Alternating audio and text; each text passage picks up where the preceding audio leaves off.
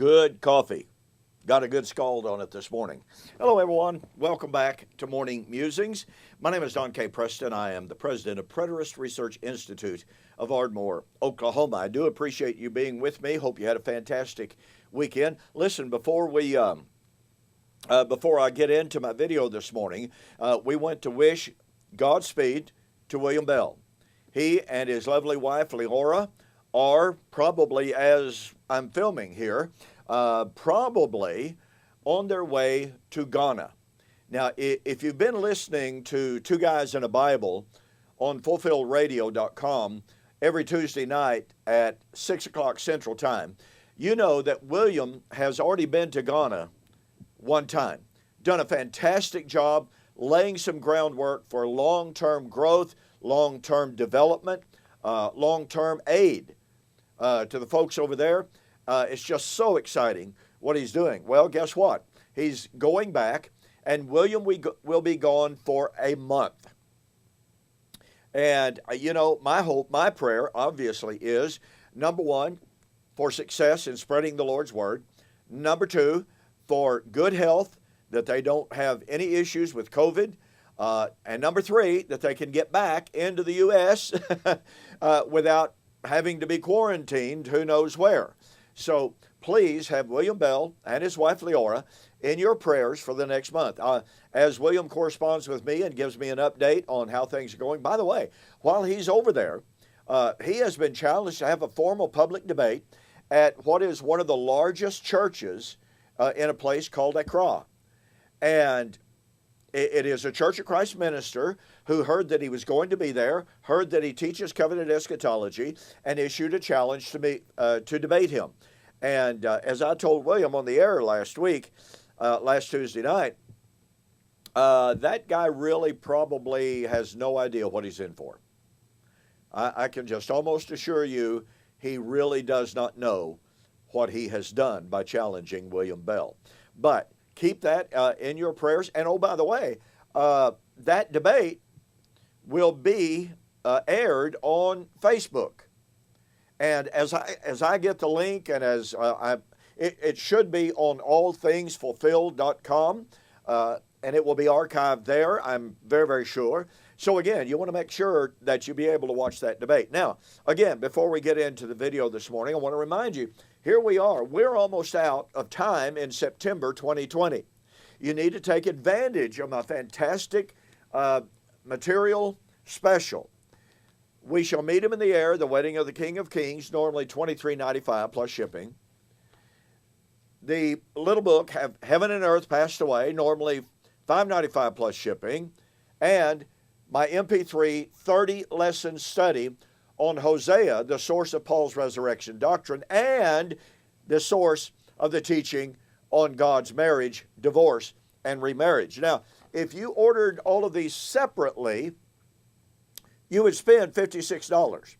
But for the few days that we have left in September 2020, all right, for U.S. orders only, your total delivered price is $35.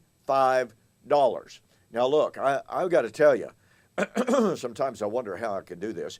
But anyway, take advantage of this.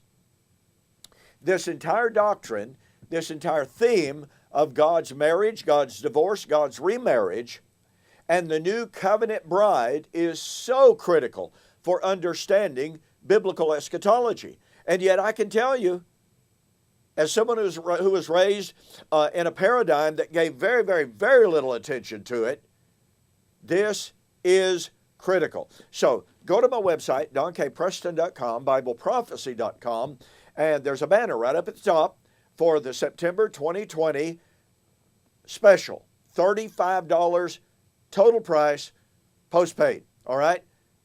And you will be glad that you did. Now then, what I've been developing with you is that in Matthew chapter 25, this is in our continuing study of the Olivet Discourse.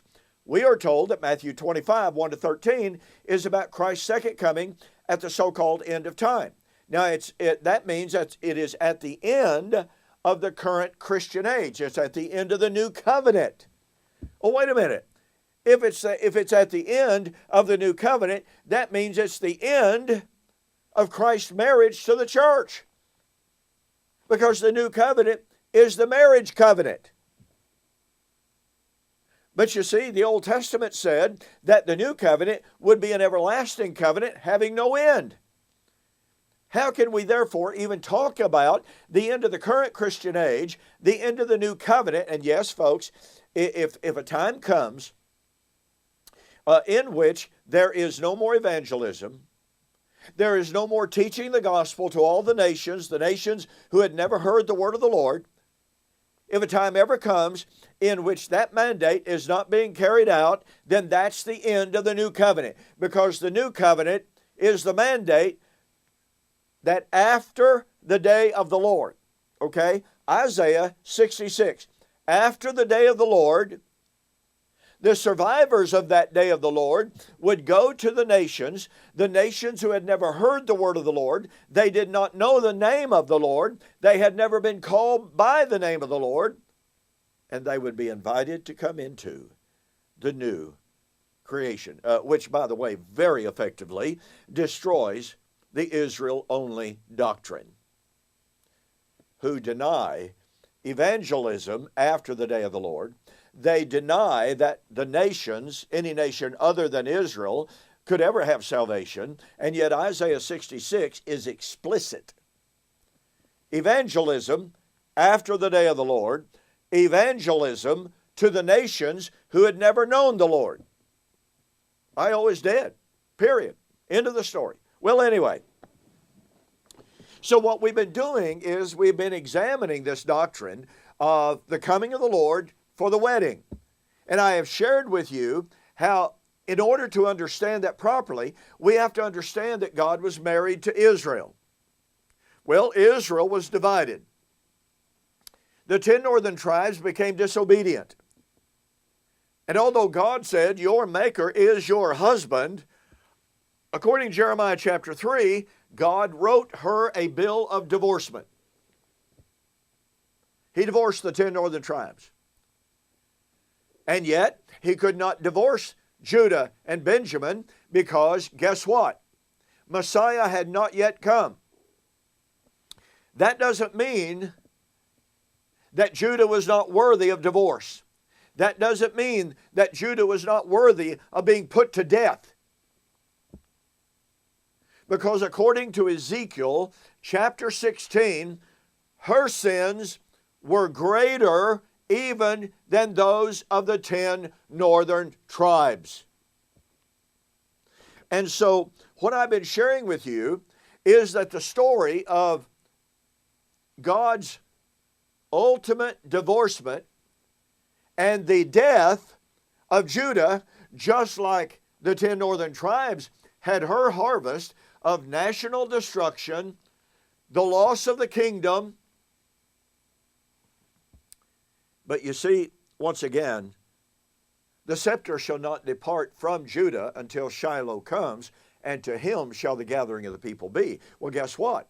The time of the gathering of the people was the time when Judah, she would maintain the sovereignty until then, but the time of the gathering of the people is when Judah would receive her harvest, the harvest that was similar to the 10 northern tribes. That's what Revelation is all about.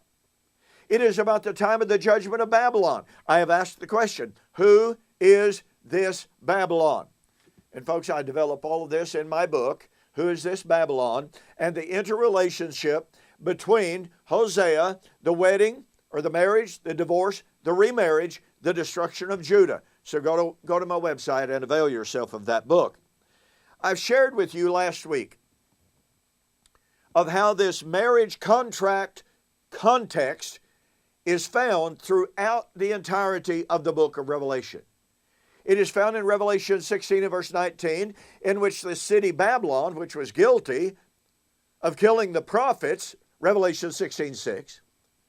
It is where the Lord was crucified, Revelation 11:8. It is the city that killed the apostles and prophets of Jesus, Revelation 18:20 and through 24.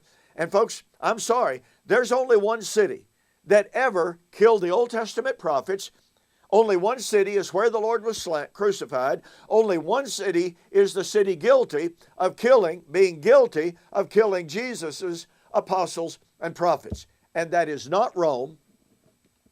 It's not the Roman Catholic Church. And it's not America. And it's not Russia. It was Old Covenant Jerusalem. Jesus said in Luke chapter 13, 31 and following, it is not possible that a prophet perish outside of Jerusalem. Now, he wasn't being rigidly, woodenly literalistic in that, but he was saying that Jerusalem was the source, the fountain from which persecution of the prophets flowed. And that is unequivocally and undeniably true. So, Revelation 16 says that Babylon was remembered. That's a covenant word. That means that Babylon had been in a covenant relationship with the Lord. Well, guess what? Only one city was ever in a marriage covenant with Yahweh. And that's Old Covenant Israel/Judah. But you see, this is not talking about the 10 northern tribes. This is talking about Babylon, the city where the Lord was crucified. When we understand, and I know this video is a little bit of a recapitulation, and tomorrow we're going to continue looking at the language of Revelation 17 and 18 that clearly delineates and identifies Babylon as the harlot bride, full of fornication and full of the blood of the saints and the martyrs. But for the meantime, I hope that you can see how critically important it is to understand that it was Old Covenant Jerusalem that was in a marriage covenant relationship with Yahweh. But due to her sin, due to her becoming an adulterous wife, Matthew 12, Matthew 16, 3 times Jesus said, a wicked and an adulterous generation seeks after a sign. He was talking about the Jews of his day, his generation. They were the adulterous generation. Oh, by the way, they were the wicked and perverse generation of Deuteronomy 32, 5 and following. That was true of Israel's last days. So once we see the relationship between the covenant, the marriage covenant, and Judah, and the impending death of Babylon,